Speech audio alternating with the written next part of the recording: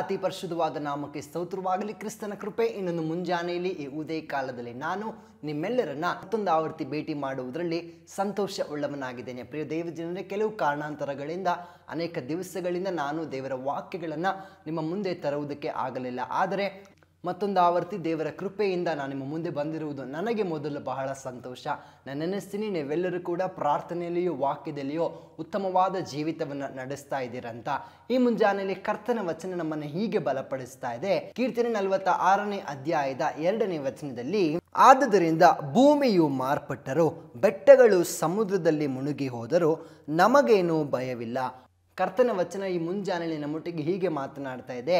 ನಮ್ಮ ಜೀವಿತದಲ್ಲಿ ದೇವರು ನಮ್ಮ ಆಶ್ರಯ ದುರ್ಗ ಆಗಿರುವಾಗ, ಆತನು ನಮ್ಮ ಇಕ್ಕಟ್ಟಿನಲ್ಲಿ ಸಹಾಯಕನು ಆಗಿರುವಾಗ, ಈ ಭೂಮಿ ಮಾರ್ಪಟ್ಟರೇನು, ಆ ಬೆಟ್ಟಗಳು ಸಮುದ್ರದಲ್ಲಿ ಮುಳುಗಿ ಹೋದರೇನು ನಮಗೇನು ಭಯ ಇಲ್ಲ. ಪ್ರಿಯ ದೇವಜನರೇ, ಅನೇಕರ ಬಾಳಿನಲ್ಲಿ ಒಂದು ಪ್ರಶ್ನೆ ಹೀಗಿರ್ತದೆ, ಅಯ್ಯೋ ಒಂದು ವೇಳೆ ಏನಾದರೂ ಅವರು ನನ್ನ ಬಾಳಿನಲ್ಲಿ ಇಲ್ಲ ಅಂದರೆ, ವಿಷಯ ನನ್ನಿಂದ ಕೈ ತಪ್ಪಿ ಹೋಯಿತು ಅಂದರೆ, ಅದರಲ್ಲಿ ನಾನೇನಾದರೂ ಸೋತು ಹೋದರೆ, ಇಲ್ಲಿ ನಾನೇನಾದರೂ ಎಡವಿ ಬಿದ್ದರೆ, ಹಾಗೆ ಹೀಗೆ ಅಂತ ಏನೋ ಒಂದು ಸಂಗತಿಯನ್ನು ಬಹಳ ಆಧಾರಿತವಾಗಿ ಇದೇ ಒಂದು ಸ್ಟ್ರಾಂಗ್ ಇದಿರಲೇಬೇಕು ನನ್ನ ಜೀವಿತದಲ್ಲಿ ಅಂತ ಒಂದು ಭಾವನೆಯಲ್ಲಿ ನಾವು ನಡೀತಾ ಇರ್ತೀವಿ. ಆದರೆ ವಚನ ಹೇಳ್ತಾ ಇದೆ, ಈ ಭೂಮಿಯೇ ಒಂದು ವೇಳೆ ಮಾರ್ಪಟ್ಟರೂ ಕೂಡ, ಆ ಸಮುದ್ರದಲ್ಲಿ ಆ ದೊಡ್ಡ ಬೆಟ್ಟಗಳೇ ಮುಳುಗಿ ಹೋದರೂ ಕೂಡ ನಮಗೇನು ಭಯವಿಲ್ಲ. ಅಂದರೆ ಪ್ರಿಯ ದೇವಜನರೇ, ನಮ್ಮ ಜೀವಿತದಲ್ಲಿ ಕರ್ತನು ನಮ್ಮ ಆಶ್ರಯ ದುರ್ಗ ಆಗಿರುವಾಗ ಎಂಥ ದೊಡ್ಡ ನಷ್ಟಗಳು ನಮ್ಮ ಜೀವಿತದಲ್ಲಿ ಉಂಟಾಗಲಿ, ಎಂತಹ ದೊಡ್ಡ ಅನಾಹುತಗಳು ಕೂಡ ನಮ್ಮ ಬಾಳಿನಲ್ಲಿ ಬಂದರೂ ಕೂಡ, ಯೆಹೋವನು ನಮ್ಮ ದೇವರು, ಆತನು ಆಶ್ರಯ ದುರ್ಗ ಆಗಿರುವಾಗ ನಮಗೇನು ಭಯ ಇರಬಾರದು. ಎಷ್ಟೋ ಜನರು ಎಲ್ಲೋ ಏನೋ ಆಯಿತು ಅಂದರೆ ನಮ್ಮ ಮನೆಯಲ್ಲಿಯೇ, ನನ್ನ ಜೀವಿತದಲ್ಲಿಯೇ ಆಯಿತು ಅನ್ನುವ ಪ್ರಕಾರ ನಾವು ವರ್ತಿಸ್ತೀವಿ. ಅದೆಲ್ಲ ತಪ್ಪು. ಪ್ರಿಯ ದೇವಜನರೇ, ಕರ್ತನು ನಮ್ಮ ರಕ್ಷಕನು, ಆತನೇ ನಮ್ಮ ಆಶ್ರಯ ದುರ್ಗ ಆಗಿರುವಾಗ ನಾವು ಭಯಪಡುವ ಅವಶ್ಯಕತೆ ಇಲ್ಲ. ಯಾವಾಗಲೂ ಆತನು ನಮ್ಮನ್ನು ರಕ್ಷಿಸುವ ದೇವರು. ಈ ಭೂಲೋಕದ ಏನೇ ಪರಿಸ್ಥಿತಿಗಳು ಮಾರ್ಪಟ್ಟರೂ ಕೂಡ ದೇವರು ನಮ್ಮ ಆಶ್ರಯ ದುರ್ಗ. ನಾವು ಆ ದುರ್ಗದ ಒಳಗಡೆ ಇರುವಾಗ ನಮಗೇನು ಭಯ ಇರಬಾರದು. ಆ ಬೆಟ್ಟಗಳು ಸಮುದ್ರದಲ್ಲಿ ಮುಳುಗುವಂಥ ಕಾರ್ಯ ಅದೆಷ್ಟು ದೊಡ್ಡ ಕಾರ್ಯ ಅಲ್ವಾ? ಅಂತಹ ಘಟನೆಗಳೇ ನಡೆದು ಹೋದರೂ ಕೂಡ ನೀವು ಭಯಪಡುವಂಥ ಅವಶ್ಯಕತೆ ಇಲ್ಲ ಅಂತ ದೇವರ ವಾಕ್ಯ ಮಾತನಾಡ್ತಾ ಇದೆ. ಅಂದರೆ ಮುಖ್ಯವಾಗಿ ಮುಂಜಾನೆಯಲ್ಲಿ ಕರ್ತನ ವಚನ ಪ್ರಿಯ ಮಗನಿಗೂ ಪ್ರಿಯ ಮಗಳಿಗೂ ನಿಮ್ಮೆಲ್ಲರಿಗೂ ಹೀಗೆ ಬಲಪಡಿಸ್ತಾ ಇದೆ, ಭಯ ಪಡಬೇಡ್ರಿ ಪ್ರಿಯ ಮಕ್ಕಳೇ. ಯಾಕೆ ಭಯ ಪಡಬೇಕು? ಯೆಹೋವನು ನಮ್ಮ ರಕ್ಷಕನು, ಆಶ್ರಯ ದುರ್ಗ ಆಗಿದ್ದಾರೆ ಅಲ್ವಾ?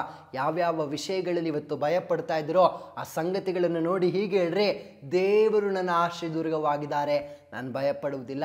ಇಕ್ಕಟ್ಟುಗಳು ಬಂದರೂ ಕೂಡ ಇಕ್ಕಟ್ಟುಗಳನ್ನು ನೋಡಿ ಹೀಗೆ ಹೇಳ್ರಿ, ಇಕ್ಕಟ್ಟುಗಳಲ್ಲಿ ಆತನು ನಮ್ಮ ಸಿದ್ಧ ಸಹಾಯಕನಾಗಿದ್ದಾರೆ ಅಂತ. ನಂಬಿಕೆ ಇದೆಯಾ? ಈ ವಾಕ್ಯ ಆಧಾರಿತವಾಗಿ ನಾವು ಪ್ರಾರ್ಥಿಸೋಣವೇ? ಪರಿಶುದ್ಧಾತ್ಮನೇ ನಿಮಗೆ ಸ್ತೋತ್ರ. ಈ ಮುಂಜಾನೆಯಲ್ಲಿ ನಿನ್ನ ವಚನ ಪ್ರಿಯ ಮಕ್ಕಳೊಟ್ಟಿಗೆ ಹೀಗೆ ಮಾತನಾಡಿದಕ್ಕಾಗಿ ವಂದನೆ ಅಪ್ಪ.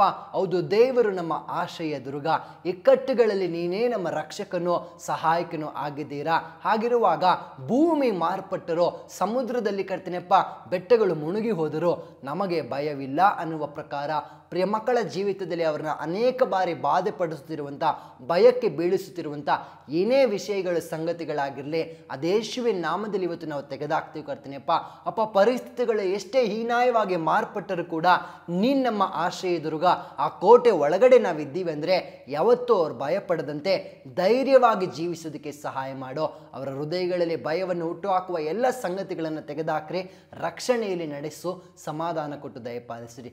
ಯೇಸು ಕ್ರಿಸ್ತನ ನಾಮದಲ್ಲಿ ತಂದೆಯೇ, ಆಮೇನ್ ಆಮೇನ್. ದೇವ್ರು ತಾನೇ ನಿಮ್ಮನ್ನು ಆಶೀರ್ವದಿಸಲಿ. Thank you.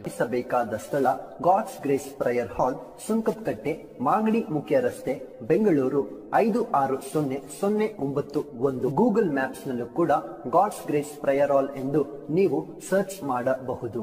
Further details and prayer support, contact Word to Word Ministries, Bangalore.